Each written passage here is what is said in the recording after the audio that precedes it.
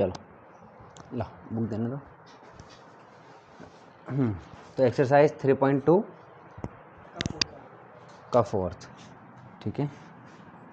Exercise 3.2 का question number fourth, first का fourth, ठीक है।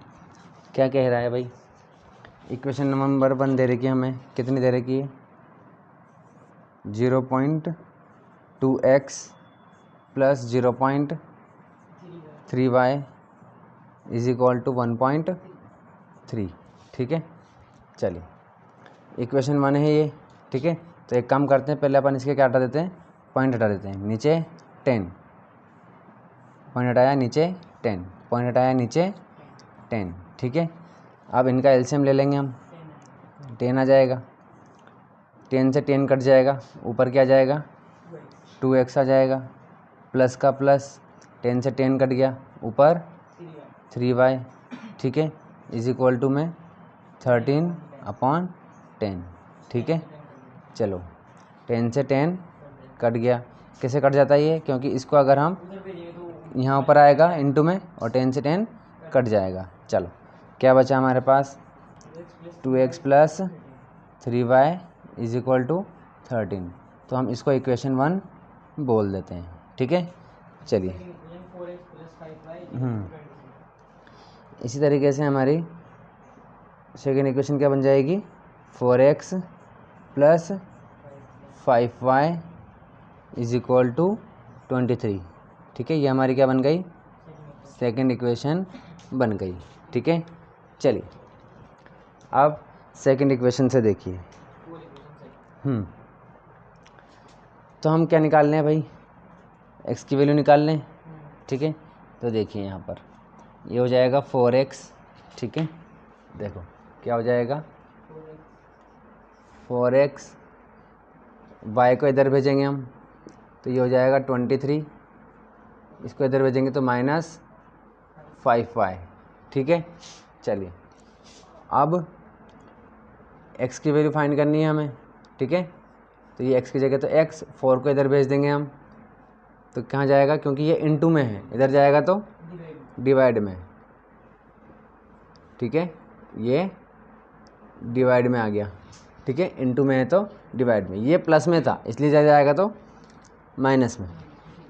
x की वैल्यू आ गई, अब इसी को हम क्या देते हैं, चलो रहने दो आप, तो इक्वेशन 3 नहीं देते हैं, ठीक है, अपन तो इसमें रख देंगे। चलिए हाँ जी, तो अब x की वैल्यू आ गई, किस में पुट कर दें, इक्वेशन 1 में पुट कर दें, क्योंकि इक्वेशन 2 से आई है हमारे पास, तो इक्वेशन 1 में पुट कर देते हैं, ठीक है। चलिए तो देखिए पुटिंग द वैल्यू ऑफ, ठीक है ना, समझ जाओगे इसको। तो putting the value of x in the equation 1, तो देखिए ये 2, x की वैल्यू कितनी है हमारे पास 23 माइनस 5y अपॉन में 4, ठीक है, और ये plus 3y is equal to 13, ठीक है। चलिए अब ये देखो 2 से ये, अब देखो ये पूरा ब्रैकेट लगा हुआ है, ठीक है, तो ये पूरा एक फैमिली है, ठीक है, और ये बाहर है, तो ये इससे क्या हो जाएगा, कट जाएगा, ये कट गया, ठीक है। चलिए कितना आ गया 23 माइनस 5y, और इस पूरे के नीचे क्या है 2 है, और ये plus 3y is equal to में 13, ठीक है। चलिए अब इधर देखते हैं, अब देखो इसके नीचे अपन अपॉन 1 करके क्या कर सकते हैं, एलसीएम ले सकते हैं, ठीक है। तो ये एलसीएम कितना आ जाएगा 2 आ जाएगा, ठीक है। चलिए अब 2 से 2 कट गया, तो ऊपर क्या जाएगा 23 माइनस 5y, ठीक है, बात समझ में आ गई, उधर प्लस 6 आया, हाँ ठीक है। अब 1 से 1 की टेबल बोलेंगे कि 2 आ जाए 2 टाइम्स, फिर 2 को 3y से इंटू करेंगे तो ये प्लस का प्लस यहाँ पर है, तो ये प्लस यहाँ आ जाएगा, ठीक है, और ये हो जाएगा क्या 6y इज इक्वल टू में क्या 13, ठीक है। चलो अब इस 2 को हम इधर भेज देंगे, तो ये हो जाएगा 23 minus 5y plus 6y is equal to 16। ठीक है, चलो अब देखो ये प्लस का 6y और ये माइनस 5y, हाँ 26 कितना हो जाएगा 26, शाबाश। तो अब देखिए ये 6y और ये 5y माइनस 5 का, तो 6 में से 5 गए तो y बचेगा, और ये 23 का है प्लस का, इधर जाएगा तो माइनस का। ठीक है, तो ये 26 प्लस का है, इधर जाएगा तो माइनस का। ठीक है, चलिए 6 माइनस 5 कितना हो जाएगा y।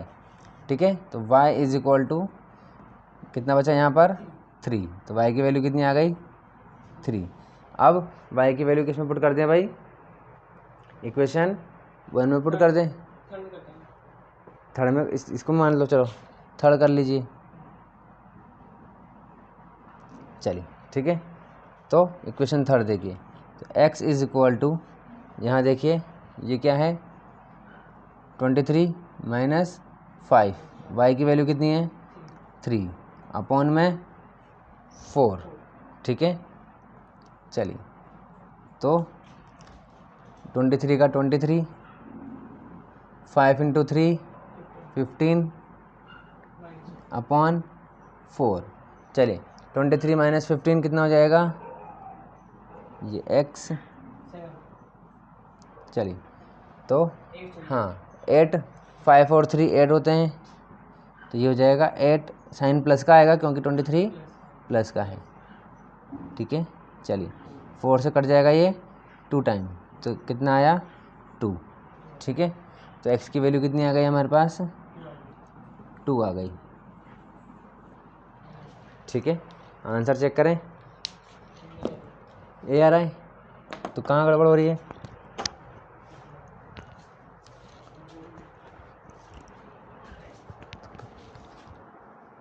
लिखता हूँ। चलो देखो क्वेश्चन नंबर 2 क्या कह रहा है,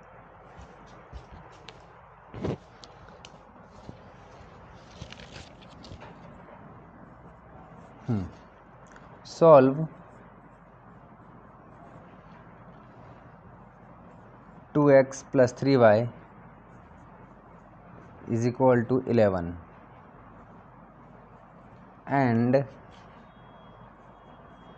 2x minus 4y is equal to minus 24। ठीक है, and hence find the value and hence find the value of m for which